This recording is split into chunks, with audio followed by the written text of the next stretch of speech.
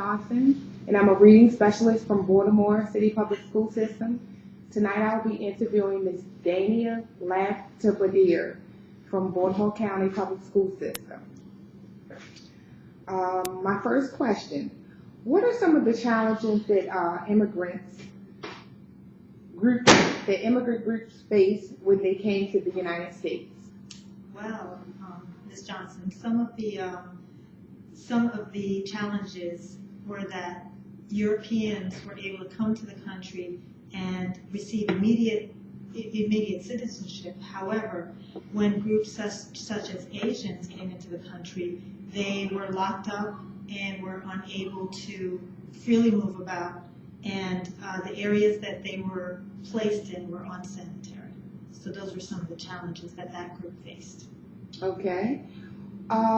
Whose voices are left out of our school's curriculum, and whose stories would you say are buried?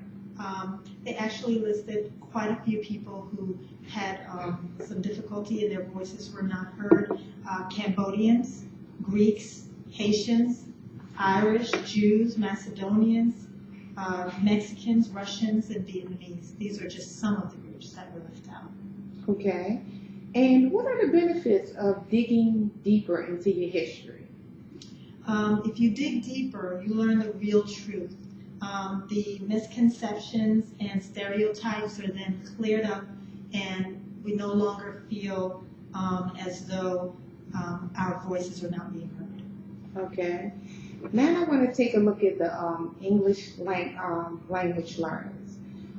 What would you say are some of the factors in content literacy that are most challenging for English language learners and struggling readers?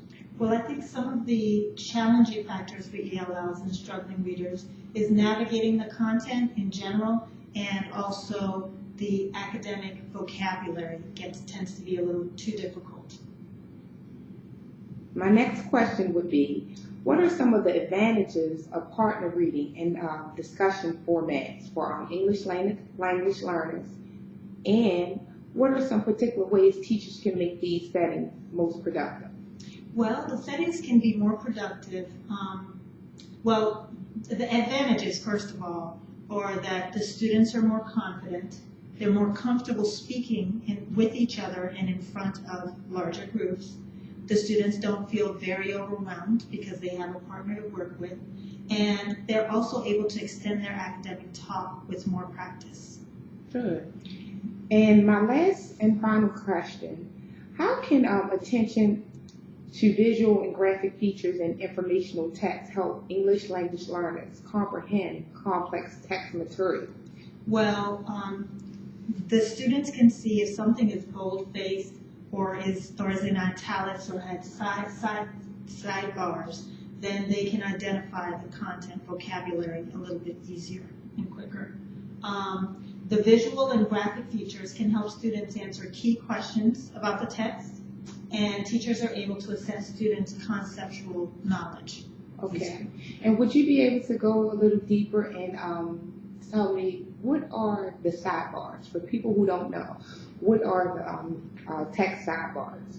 The text sidebars are when you open up the textbook, and to the left of the main content, you'll have either visuals or certain types of vocabulary, like a miniature glossary, or just extra information that they pull out of the text that the student can understand and review a little bit quicker than reading the whole text. So it helps them to understand better.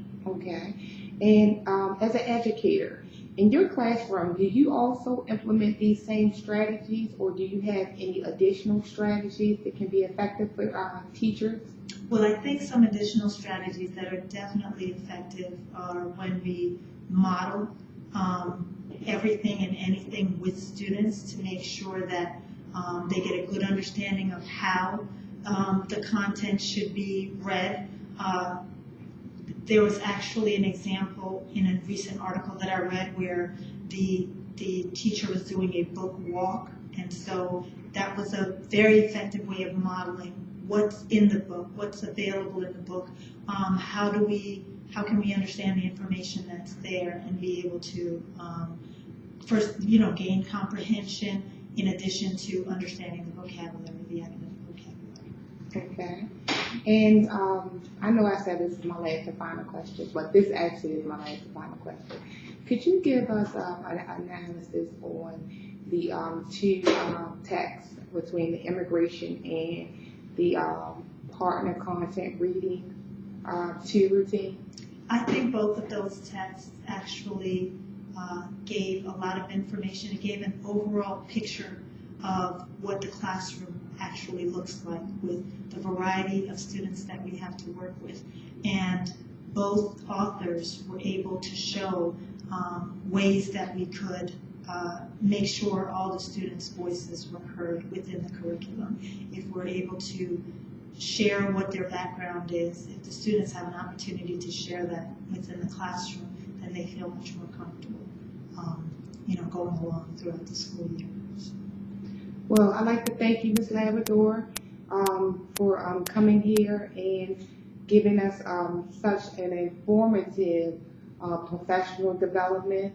Come back anytime, and I'd like to thank you again. We appreciate your time. Thank you for inviting me. Thank you.